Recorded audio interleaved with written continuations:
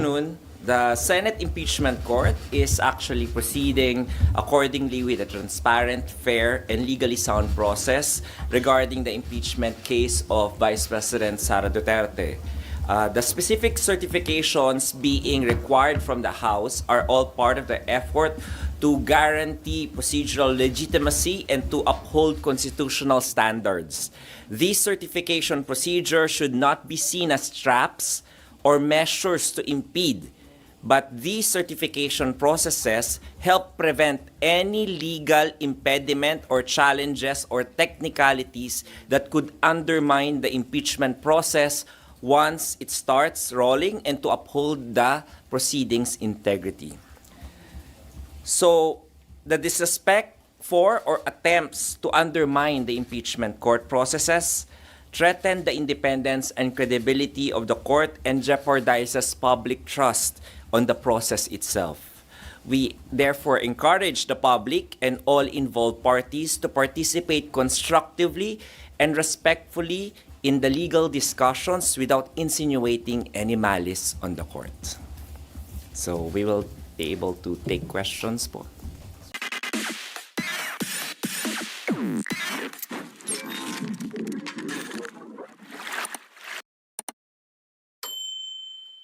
Sir, actually, yun din yung tanong ko. Pero basically, yung sabi ni Attorney Congressman Jokno, no, if Congress will designate prosecutors to the panel, that is already a very clear indication that they want to proceed with the case. So parang wala nang need for another certification communicating that they want to pursue the impeachment trial.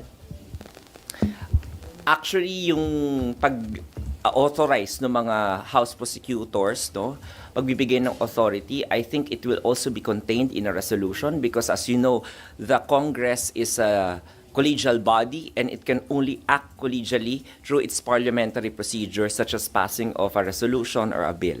So I think since there's already going to be that process of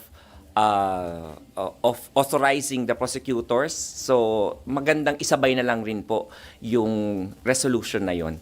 At pwede naman nakalakip yun doon sa isang resolution lang. Pero ang sinasabi po ni Congressman Jokno, the fact na mag-e-elect sila ng prosecutors, hindi raw ba enough na yon na communication na gusto na lang ituloy yung impeachment trial po at hindi na kailangan ng hiwalay na certification? Well, if that is the position po of the House prosecutors, then we will just await whatever filing that they will make in due time once they convene the 20th Congress. As far as you're concerned, attorney, hindi enough yung pag-elect po na ng prosecutors. Kailangan maghiwalay na communication na nagsasabing gusto namin ituloy itong impeachment trial na to. Well, the question should be asked again, how will that election or authorization of the House prosecutors will happen? Paano sila ma-authorize? In what kind of action? Is it just a letter from the speaker? Or is it a formal authorization coming from the plenary of Congress itself? So, wala naman tayong question na gagawin yon at naniniwala tayo sa kakayanan naman ng House of Representatives at sinabi na rin naman ng Speaker of the House na they will comply. So, I don't see any problem in na pagsabayin na yon, no? Sir, follow up lang po. Sorry. Sir, follow up lang doon sa yung sa prosecutors. Kailangan pa ba talaga ng plenary action? Kailangan pa aprobahan ng House plenary yung mga prosecutors na papalit? Well, because nga collegial body ang Congress, no? How do they actually authorize somebody? No, like for example, in a corporation, kapag corporation yan, para yung isang tao ay ma-authorize to represent the corporation, then the board of directors has to come up with a board resolution and the corporate secretary will have to come up with a secretary certificate. So, in any collegial body, ganun po may memorialize yung authority to be given to any person. So, as a collegial body, Congress as a collegial body is expected to also do the same. So, ako po, basic lang naman po yun, no? Kung meron pong other way na gagawin po sila, then tingnan na lang po natin kung ano po yung ipapasa nila and then let the impeachment court decide on the sufficiency of their compliance or submissions. Sir, si Senator Risa Hontiveros po parang nananawagan na kailangan na pong manumpa na raw yung mga bagong senador sa 20th Congress. May we get your comment lang? Highlight lang po natin no, na as of today po, 6 out of the 11 major steps outlined in the procedural framework or that accounts for 55% of the entire process has already been accomplished by the impeachment court. Kung makikita nyo rin po doon, no, sa proseso na yon, nandoon yung pag-swear in ng ating mga senator judges. So, yung call po for swearing in of the senator judges will need to depend on the existence of a presiding officer or a Senate President. Kasi po, ang senator judges will have to take their oath before the presiding officer. And as you know po, if one Congress adjourns and another begins, the Senate President is going to be elected or re-elected again. So, kailangan po natin hintayin kung kanino pong manunumpa. Ayaw po ng presiding officer na magkaroon ng question doon sa proseso or sa step na yon ng panunumpa na maaari pang ma-question at magkaroon ng legal impediments kapag nagpatuloy na po yung proseso. So gusto ng presiding officer as a matter of prudence and diligence na gawin na lamang po yon kapag nag-elect na po ng Senate President na tumatayong presiding officer ng impeachment court ang 20th Congress. Sir, hindi ho ba considered continuing yung powers ni SPGs considering hindi naman po nag-expire yung term niya nito?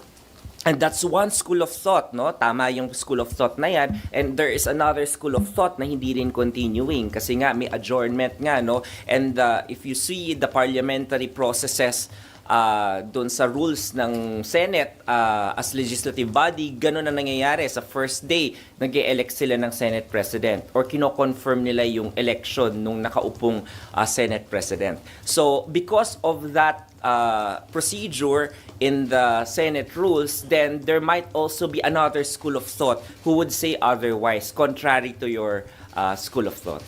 So yun yung ayaw na nating mapagdebatehan pa pagdating ng convening on July 29. Kasi gusto na nating kung ano na lang yung mga urgent matters na nakahain, katulad ng pag-join ng issues already na sinasabi rin ni Congresswoman De Lima, no? Na-joined na yung issues. So dahil joined na yung issues, then the impeachment court can already proceed and act accordingly based on the next steps in the process. Sir, so the earliest that the new senator judges can take oath ay July 29, sir, after maka-elect ng July 28, whether or not sa SPGs yun? Tama po, kasi alam na po naman natin na yung July 28 is just a ceremonial opening of Congress. Medyo busy yung mga senator judges doon at saka yung ating House din. So, only after that maaaring mangyari yon. Sir, Medyo clarify ko lang to. Ibig sabihin, sir, balik ako yung sa certification po to proceed, kailangan nilang isubmit plus yung authorization ng bagong mga prosecutors? Ano po? Yes. Because so correct.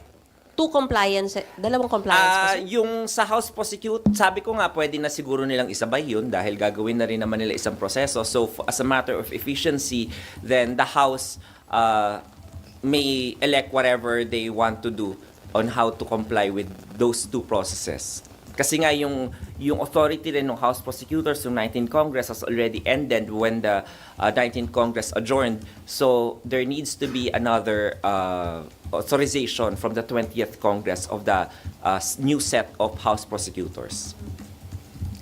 Attorney, how will you explain the impeachment court being a continuing body outside of legislative matters and processes when in fact it again requires plenary action para po doon sa pag-reconvene ng court and pag-oath po ng mga senators, senator judges? Because nakasalalay po yung presiding officer doon sa kung sino yung magiging Senate President. Yun lang yung sagot doon, no? Kung walang ganong proseso, then baka tama rin yung school of thought mo na dapat magpatuloy. Pero kung may mga magsasabi rin sa iyo na school of thought na baka hindi. So para hindi na lang ma-question yun, due diligence and prudence requires the presiding officer not to anymore overstep, no? So that his actions will not be questioned. Kaya kung makikita niyo po ang galaw ng Senate President o ng presiding officer mula Pebrero, napakaingat kasi nga lagi niya sinasabi dito since February, ayaw niya na ng legal hurdles na maiakyat pa sa Supreme Court, etc. Kasi para gusto nating tuloy-tuloy na lang. Pero Attorney, does that contradict yung perceived na concept that the impeachment court is independent from the legislative process? That is a good legal theory. Again, hindi natin alam because this is the first time in history na magkakaroon ng crossover o yung proseso mula sa 90th to 20th Congress. So, hindi alam natin kung ano talaga yung sagot dyan sa katanungan mo. Pero kung titingnan mo, we would rather err on the side of safety rather than on the side of questions and doubts. To clarify, right now, walang powers si SP bilang presiding officer of the impeachment court? That is one school of thought na kino-consider rin ni presiding officer. Another school of thought nga, yung meron pa rin na continuing body. So because of the precarious situation na kailangan mag-elect ang 20th Congress, so iniisip na lang ni SP para wala ng legal question, then wag na muna.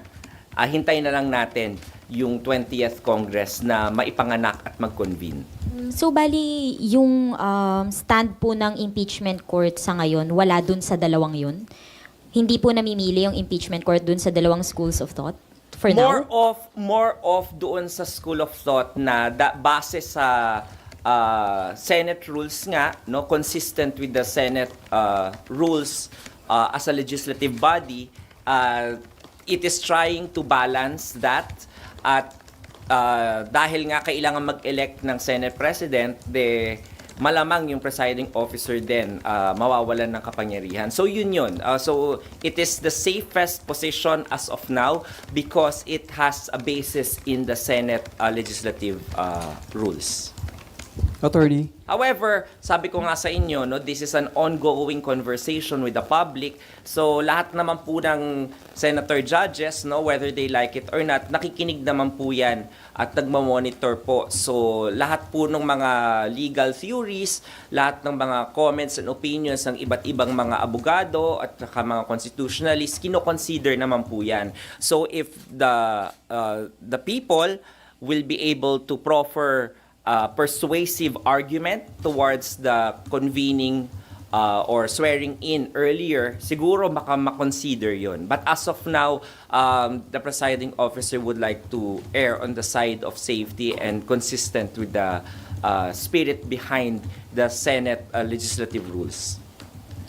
Attorney, following your arguments on Dexter po, dun sa pag-require din sa House of Representatives, hindi ba imperative din sa impeachment court to issue na panibagong summon dahil nasa 20th Congress na sila at 19th Congress yun na napadala ng summon sa Vice President? Kung makikita niyo po yung galaw po ng yung galaw po ng impeachment court ay patuloy. So kung medyo may pagdududa ba kayo kung continuing body ba o hindi, the position taken is it is actually a continuing body kasi nga may summons po and we recognize the submissions from the previous Congress. However, meron pa nga pong mga question kung sino po ba yung presiding officer ngayon? Si Senate President pa ba? Dahil nag-adjourn na yung 19th Congress? Or patuloy pa rin ba siya? So on that question alone, mako-connect mo yung summons na yan. Kung makikita niyo yung summons ni Vice President Sara Duterte, nakalagay doon na sagutin niya yung articles of impeachment. Pero isa rin sa nakapaloob sa summons usually ay mag-appear yung nasasakdal before the impeachment court. And when you look at the body or the wording of the summons, walang nakalagay na specific date doon at a set date and time na isiset ng impeachment court. So, ngayon, doon sa next step natin, makikita yung step 7, appearance of the Vice President Duterte. Paano ngayon malalaman ni Vice President Duterte na kailangan niya mag-appear? Kung 29 ba siya? 30 ba siya mag-a-appear? Hindi niya alam eh. So, malamang sa malamang, isa po yan sa gagawin po ng impeachment court kapag nag-convene na po ito ng sa susunod na session nito. So, Now, ang issue po for the Vice President to appear at a certain date and time. So makakapaglabas lang po ng bagong calendar kapag Tama po. nakapag-convene. Kapag nakapag-convene na po. At saka kapag naka-comply na po. Kasi naka-hinge po yung convening ng impeachment court doon din po sa certification from the House of Representatives. So, attorney, ibig sabihin po, dependent pa rin po yung calendar ng impeachment trial sa schedule po ng mga legislative processes, like po sa 28-29 yung start po ng sessions? Hindi ko magets yung yung tanong. Kung dependent pa rin po yung schedule ng calendar trial dun sa magiging schedule po ng mga sessions sa legislative processes basically, kasi sa 28 pa po mag-resume yung or mag-start po yung mga sessions. So nakadepende ito po doon kung kailan po siya. Lagi yung tatandaan, dalawang hats ang sinusuot ng Senado. So kapag nagkaroon ng plenary session sa 29, then maaaring magkaroon doon ng pag-uusap. May isang senator judge o senador na tatayo doon para mag-move ng convening again ng impeachment court. Kasi as of now nga walang date na nakaset tayo doon sa 19th Congress nung June 10 na at June 11 na session. So walang nakaset na date. So I think there will be a movement on the floor of the Senate based on the Senate rules para mag-convene po yung Senate Impeachment Court either on the afternoon po or sa another day. Pero attorney, from now until July 27, hindi pwedeng, kasi parang in the past press conferences po sinasabi, kapag may isang senator judge na mag-request na mag-convene, magko-convene yung impeachment court. Pero dahil alanganin kung may presiding officer o wala, so can we say walang convening na reconvene na mangyayari from now until 27? Actually, bigger than that issue is the compliance. Kung makikita nyo po, yung order po ng impeachment court nung June 10 ay conditional po yung pag-set ulit po ng convening doon sa compliance po ng House of Representatives doon sa second order. At saka yung sinasabi ni presiding officer and Senate President na hindi po sila pwede mag-convene kung wala pa pong communication from the House kung sino yung House prosecutors. Kasi gusto po nila na magkaroon na ng appearances doon yung House prosecutors at yung defense. Kaya po, hinihintay po ng impeachment court as a condition sine qua non na ma-comply po ng House po yun. Yung po yung import ng second order po. Sir, sorry. Paano kung walang compliance, hindi magko-convene? Or ma-delay ulit yung pag-convene? Hindi mangyayaring July 29? If lang naman, sir, scenario lang to. If by July 29 walang compliance, so walang kasigurohang magko-convene by 29? Nako, hindi ko masasagot yan, no? Kasi hindi ako senator judge, hindi ako senador. But that is in the realm of possibility, siguro. Pero, of course, sa action ba ng impeachment court, yung ba yung gustong mangyari? Parang lahat ng steps nga, 55% na accomplish na eh. So, if you look at the intent of the impeachment court wants this process to already roll. And the compliances, the certifications will ensure that there is no more question or any legal impediment once the impeachment court convenes. It actually gives the House of Representatives the power to already decide na tuloy-tuloy na tayo kapag nag-comply yung House doon sa appointment ng House prosecutors at saka yung second order na yun for certification. Dependent yung pagko-convene sa compliance? Yun po ang order po na ng June 10. Kung makikita nyo po. Anong implication po kung hindi sila mag-comply? Alin po? yung hindi pag-comply, yung second order, yung I House. cannot hazard a guess. Hindi ko, kasi gusto mong patunguhan ko kung magko-contempt ba o hindi. No, yun yung gusto mong lumabas sa akin. Hindi ko masasagot yan. Kasi hindi nga ako senator judge and depende na lang yan kung anong move nung both parties, no? They are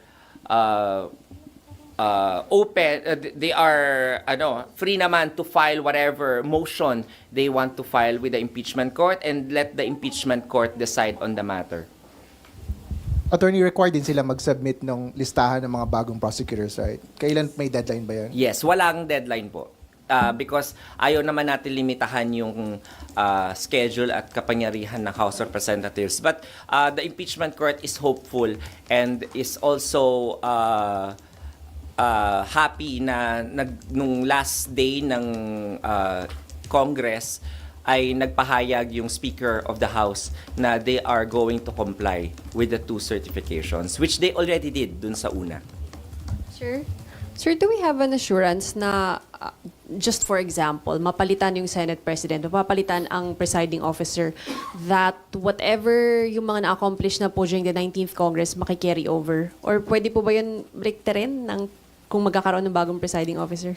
That is in the realm of possibilities, no? Pwede o pwedeng hindi. Hindi ko masasagot po 'yan ng definite dahil hindi ko kayang makita kung ano yung magiging future diyan.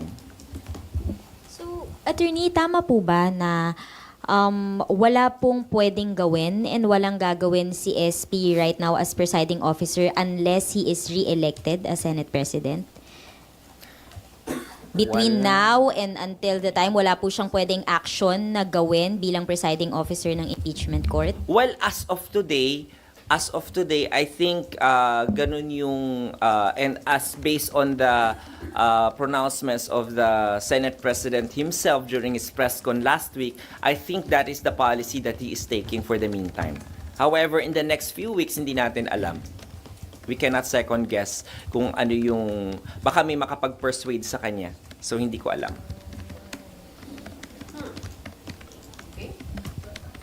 Kahit motu proprio po. Alin po? Kasi yun po yung na-mention SP last. Na ano po? Yung motu proprio na pagkukontrol. Moto proprio ang pagko-convene. Ayaw nyo nga ng moto proprio na dismissal Tapos ngayon gusto nyo moto proprio na convene. Nakuha nyo. I mean, the Senate President is respecting each of the senator judges. He is respecting the collegial body, which is the Senate. That's why, as much as possible, he acts together with the College of the Impeachment Court. So, Attorney, Kaya ganon din po yung nakita ninyo yung June 10, di ba? Marami nagsasabi dapat nagko-caucus, di ba? Pero ayaw ni SP, gusto niyang doon mag-deliberate for everything to be transparent and visible to the public. While it can happen na pwede naman nilang mag-caucus, pero I don't think that's the policy of the presiding officer because he wants the public na makita lahat ng mga nangyayari in front of the cameras. just to clarify lang po, Attorney, SP Cheese remains to be the presiding officer of the impeachment court currently. Yes. Because as a matter of holdover principle, ganun po yun. Hanggat walang, katulad din ng Senate President, as a matter of holdover, dahil wala pang convening at wala pang official election of the new Senate President, then he remains to be a Senate President on a holdover capacity po. Attorney, so kung may isang senator judge na mag-request na mag-request, walang pwedeng mangyari? Sabi ko nga po, the Senate is a collegial body, hindi... So, baka po kung isa, I don't think na mapagbobotohan po yun. So, alam naman po natin, official actions of the Senate as a collegial body only happens in the plenary, on the floor, at kailangan nakalagay po sa order of business din po. No? Yun naman po yung sa Senate rules. Okay na mga beshi. Ay, may tanong pa po. I'd like to follow up on one of the questions kanina. So, to be clear, walang convening of the impeachment court until the 20th Congress opens. Kasi yung order ng Senate to the House is mag-designate sila ng prosecutors. Pero you can also say And kasi, mag-comply dun sa certification na second, na pwedeng na ipagpapatuloy ng but House. can the House do that even without having their own plenary session? I don't know. You have to ask the House about it. No, I don't know how they will do it. I don't know what's their action going to be. However, for the meantime, na nagwe-wait po tayo, no, ng any action, hindi naman po sinabi yun na tumitigil po ang proseso. Kasi pwede naman pong aralin na ng magkabilang panig ng mga litigants yung kanilang mga modes of discovery.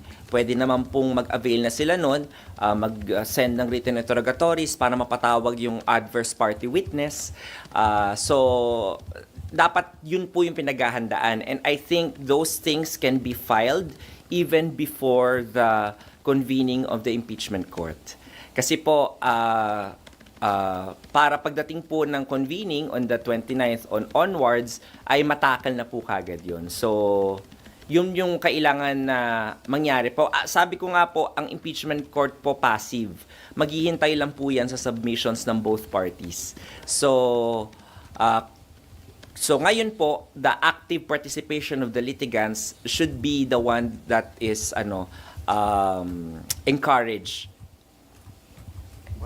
Sorry sir, kasi it is just now that we are hearing na yung powers po ni SP as presiding officer ay basically wala po muna unless ma-re-elect siya. Is it a new position, a Hindi new po, stance? hindi yan yung position, hindi yung walang power, no? Well, hindi ko sinasabing walang power. Ang sinasabi ko nga po may power, may holdover capacity nga po. Pero nga may maaaring ma-question siya na bakit ka bakit ka nagsuswear in? Diba? Nakalagay sa rules natin, mag-elect muna tayo ng Senate President. Okay. So, ayaw yung- niyang mangyari yun na ma-question siya. And since wala pa rin naman yung compliance, kahit mag-swear in yung mga judges ngayon, wala rin namang mangyayari. Kasi wala namang convening pa ng impeachment court. Kasi nga, we have to wait for the certification or the compliance to the second order of the impeachment court bago po mag-convene yung impeachment court. Attorney, what So, if... ang So ginagawa it's a po matter ngayon of is being pragmatic. erring on the side of caution talaga. Correct. Is that a parang bagong stance or pronouncement po ni SP? I mean, kailan po ba niya ito ibinaba? I think he has always been consistent since February. That's why nung sinasabi ninyo na i-convene yung impeachment court habang naka-recess yung Senate, hindi naman ginawa ni Senate President yun because he was erring on the side of caution. Anong sinasabi niya paulit-ulit dito sa sa press con niya? Sinasabi niya, 'di ba, ayaw niyang ma-question at umabot pa magkaroon pa ng another case for prohibition sa Supreme Court. Nakuha niyo? Kaya nga ganun yung nangyaring dates And he was crucified for it because of him erring on the side of caution. Diba? So, Attorney, what So, ganun po. what if makapag-comply ang House dun sa second requirement bago mag-open ang session, regular session? 20th Congress po So, paano po sila magko-comply? So, I don't know kung paano po sila magko-comply without convening the 20th Congress. So maybe you can ask the House po how they will be able to do that.